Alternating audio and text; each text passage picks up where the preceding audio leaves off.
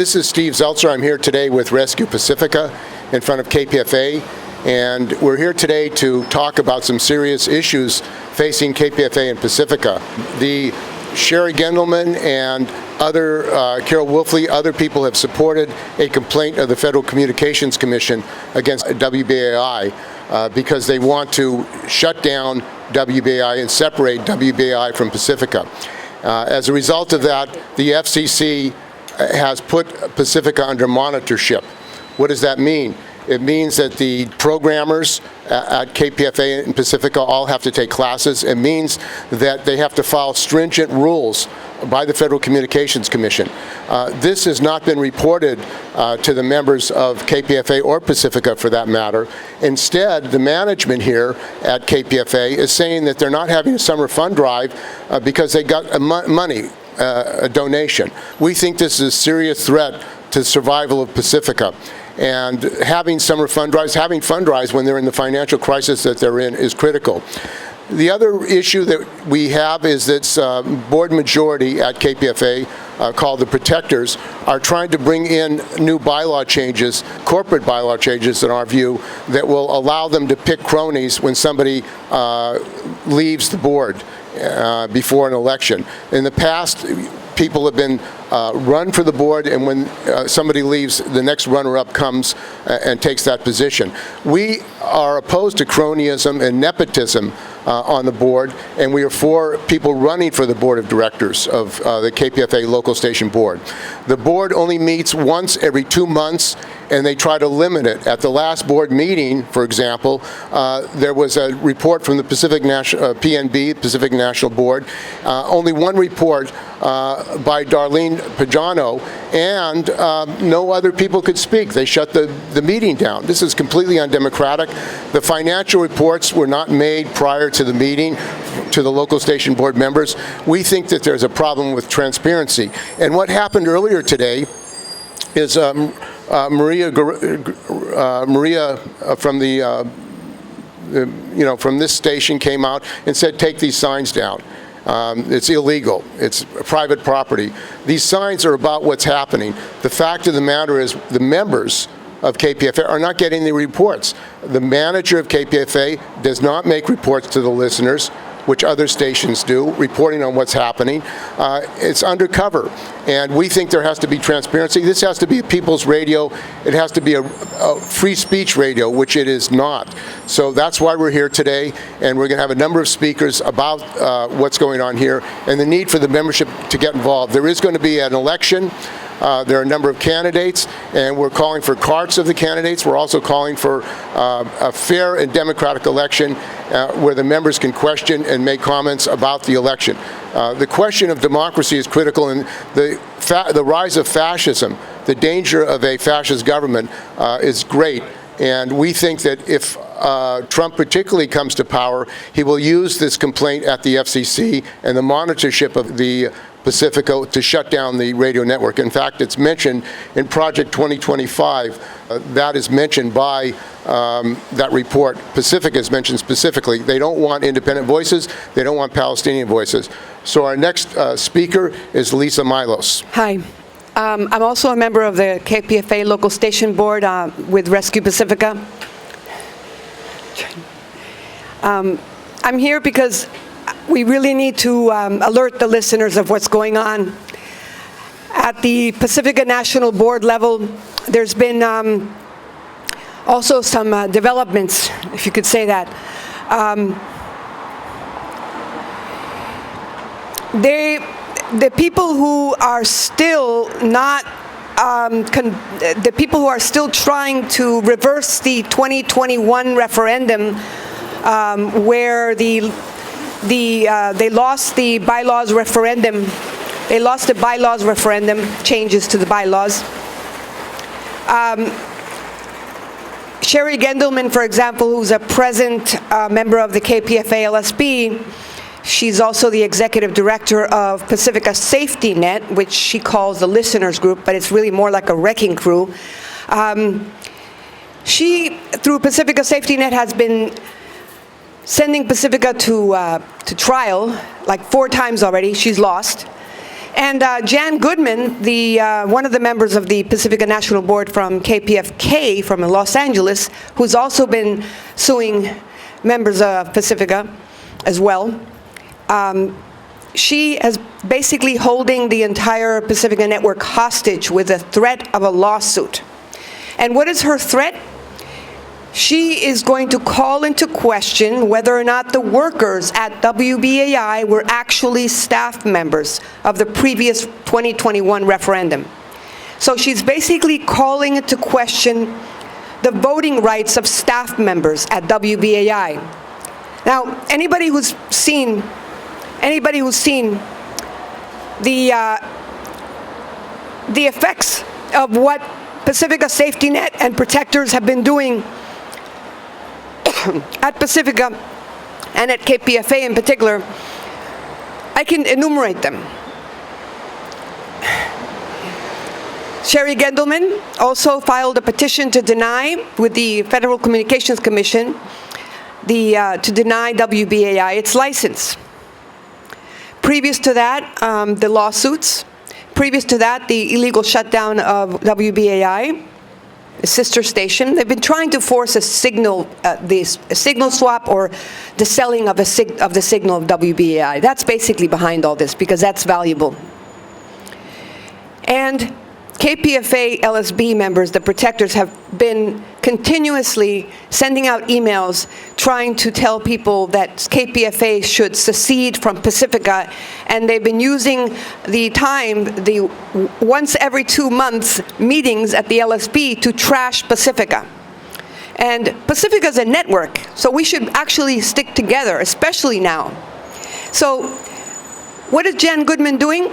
She's threatening a lawsuit, saying basically going to be trying to bury Pacifica in paperwork to try to get documents proving that they were staff members. Now, anybody who knows Pacifica knows that there's staff, paid staff and unpaid staff do like 70% of the work because they're committed people, they're interested in pushing forth the Pacifica mission, and basically calling into question a person's staff members, those who actually produce the work, their voting qualifications, is almost like Jim Crow, honestly. And if those don't go, if her bylaws amendments that she's proposing at the board, at the PNB, don't go through, then she will proceed.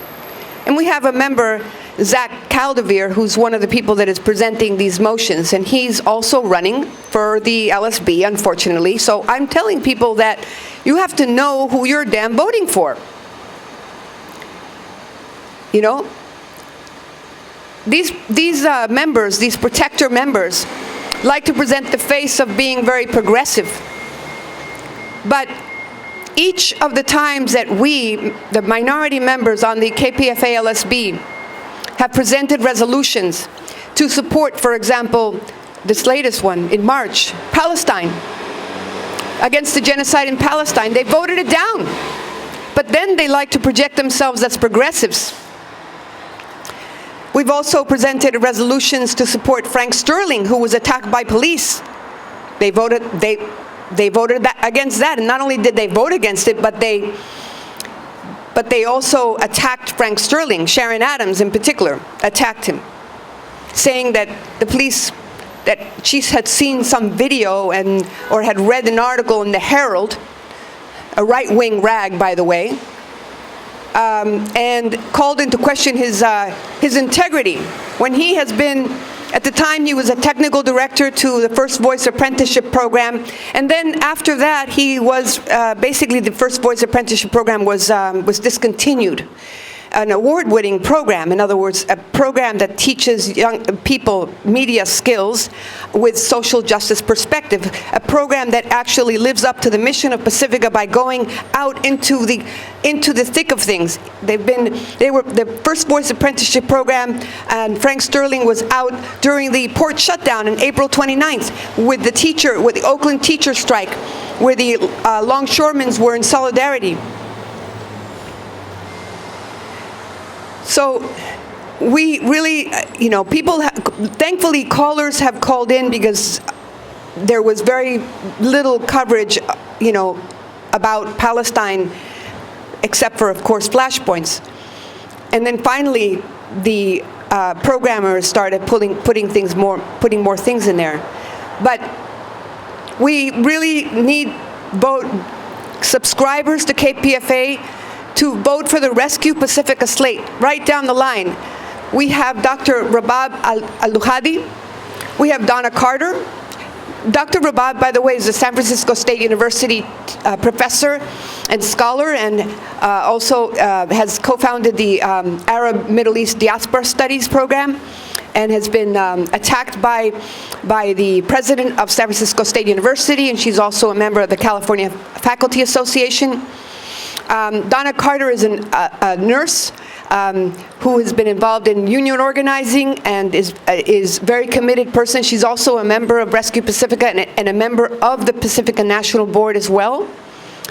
We have Stan Woods, who's a retired member of the ILWU Local 6 and a previous LSB member as well. We have Phil Messina, who is also an IBE Brotherhood of Electrical Workers Union member, and he was involved for a long time previously, so he's had a history as well, you know, with running for the LSB and being involved with KPFA, and has been. We also have Pathma Venasitambi, who is a software engineer, and he's been involved. He's a member of Jewish Voice for Peace. We have Virginia Browning, who has been involved in Stand Together and different organizations, community organizations in Berkeley for decades, and has been involved with KPFA for a very, very long time, and is very committed. We also have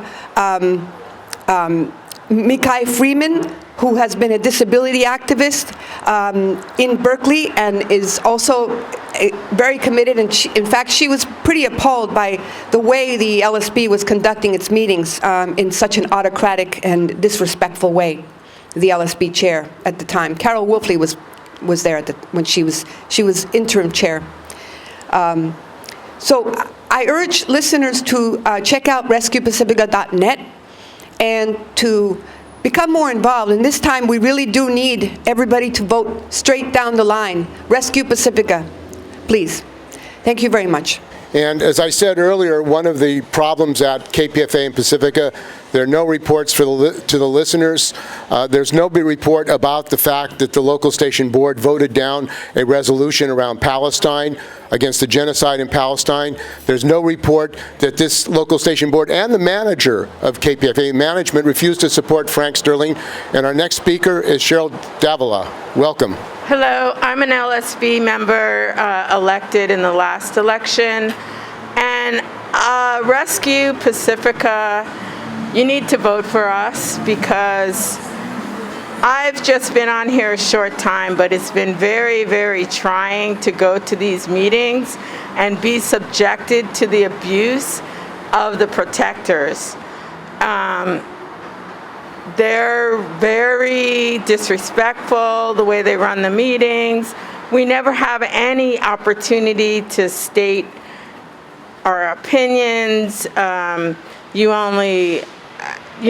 have to listen to the chair, who is abrupt, disrespectful, rude, and it's really hard. And, you know, I've been listening to Pacifica since I was a teenager. WBAI in New York, KPFA here, and I've seen over the 43 years I've been in Berkeley listening to KPFA. We keep it locked. And it's really discouraging how it's changed over the times. All the amazing shows, like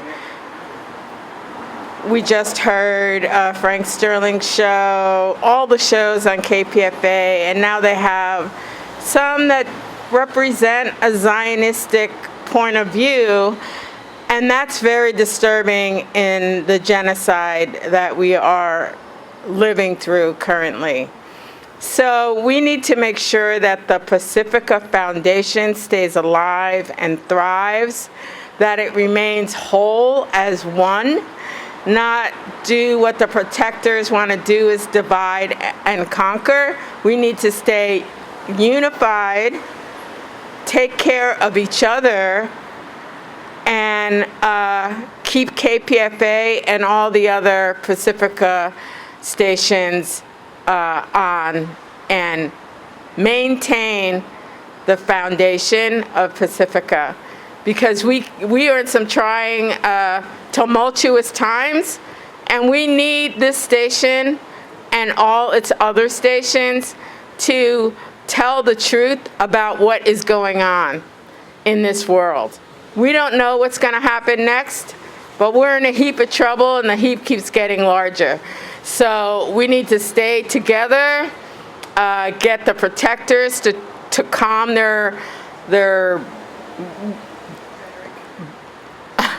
I was going to say a bad word, but I won't. Their behinds down, and show some respect, and let us be unified in the way that we should be to keep Pacifica Foundation alive and KPFA. Thank you. Thank you. One of the things about Pacifica and at this particular time is the growth of fascism in this country and the danger of a fascist government. There was already an insurrection or a coup. There's possibility there'll be another one because these fascists want to take power. In fact, they've said they're not going to recognize an election result unless they're in power. What does that mean? That means we need independent voices. That means we have to protect Pacifica and independent voices. And that means also that programmers at KPFA and Pacifica, like Ian Masters, like Tom Hartman, who are pushing wars, who are pushing imperialism, who are pushing Zionism, who in fact said that supporting a ceasefire was supporting Hamas. That came on the air at KPFA, and it was not only Tom Hartman that said that, but other programmers.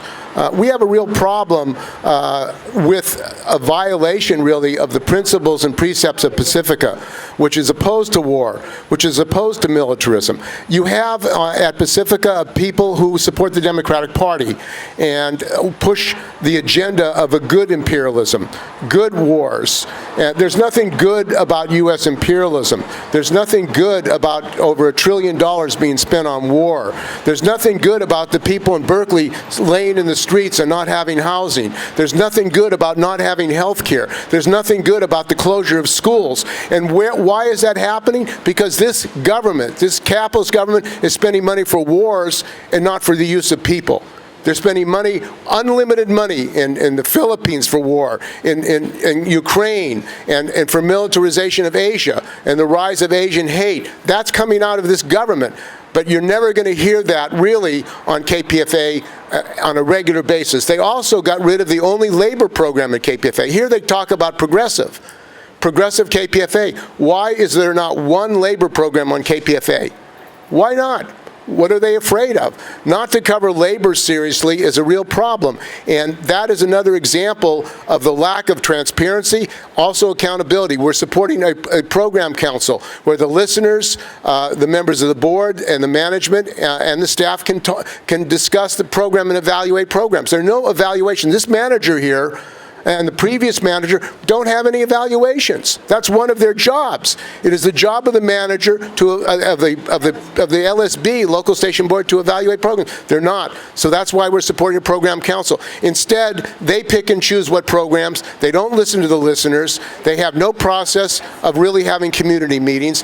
They only announce the community meetings a day before so that members of the community can participate. We also support having community meetings in other parts. South San Jose, and North Bay, Central Valley. There should be community Pacifica KPFA meetings at these other regions. KPFA is more than Berkeley. Unfortunately, they're Berkeley-centric here. San Jose has over 1 million people. It's a center of tech, and yet they have no regular news reports from San Jose. Why? They could have a news bureau in San Jose, in the South Bay, covering the struggles of housing, the struggle of workers, the problems that the people of San Jose have, and the issues. They're not interested in having news bureaus. They have a bureaucratic, corporatist view, particularly the news department, about how KPFA and Pacifica should be run. And we're saying we've got to defend Pacifica, we've got to oppose oppose this FCC complaint.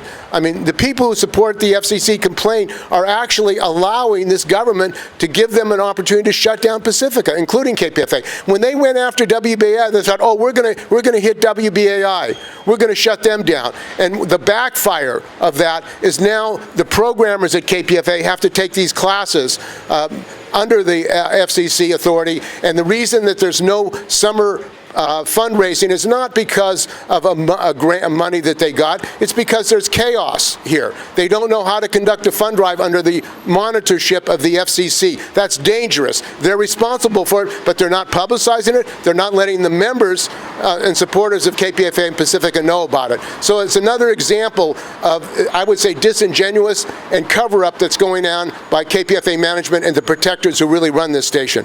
Throughout Pacifica, the FCC imposed this training, and staff members were taking the training. It's not that they don't know how. The training obviously is, all kinds of trainings are important. The problem is that the restrictions that are being placed to make it very, very difficult for Pacifica to conduct fundraising. Whereas before we had more freedom to have more CDs played and for people to be able to listen to the actual CD that's going to be played and that's going to be, in any event, what we're also talking about here is why have all this fight has happened regarding bylaws? What is people ask, what's the big deal about bylaws? Well, let's just go back to the Clinton government when he passed the Telecommunications Act of 1996. Let's see what the effects of that has been.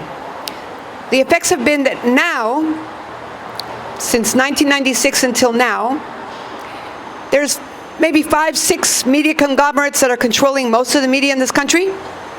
And how do they do that? Interlocking boards, cronyism, and they don't have the system that Pacifica has for electing their governance, their own governance system, which also includes runner-ups. And people like Carol Wolfley are calling runner-ups losers. Apparently she never got the memo that the single transferable vote system doesn't have losers, it has runner-ups. That's what the transferable vote means. Those runner-ups may not have reached the threshold, but they were candidates, and they were presented by listeners and staff. So runner-ups is basically the integral part of the democratic functioning governance of this network. And if you have self-designating boards, in other words, the majority choosing their own friends, then you basically have a corporate-controlled board. They also previously extended their 6-year terms. You know, there's a built-in 6-year term limit to prevent this like long-standing people to stay there for so long, right? 6 years and then you take 1 year off and then come back. Well, apparently Christina Huggins and Carol Wolfley didn't hear about that 1 year off because they came back as treasurer, which you don't need to be an LSB member to be a treasurer, and as secretary, Carol Wolfley again, even though they're not right now members of the LSB. They never left. They allowed the extension, and by the way, it was a protector member on the PMB, Aki Tanaka, who presented the motion of the extension of the 6-year terms, which in and of itself was a bylaws violation. So this whole issue of power, it's whether or not you want listeners and staff to be in power, if you want the Pacifica Network to be run by listeners and staff, or you want the Pacifica Network to basically be destroyed. Because we all know that things can become a shell of what they are, or what they were. And right now, if we are imploring people to vote for Rescue Pacifica, we have people who have been very committed in the struggles that are going on, not only here in the United States, but also, for example, in Venezuela. There's an actual attempt by this particular presidency to do a coup on Venezuela. They're financing the National Endowment for Democracy. This particular government is basically supporting a potential coup in Venezuela as a result of the elections. very few people realize that the Venezuelan electoral system is even much more secure than it is here. So we have this this Pacifica network, which we need to keep solid, and we need this now more than ever. So vote Rescue Pacifica and check us out at rescuepacifica.net.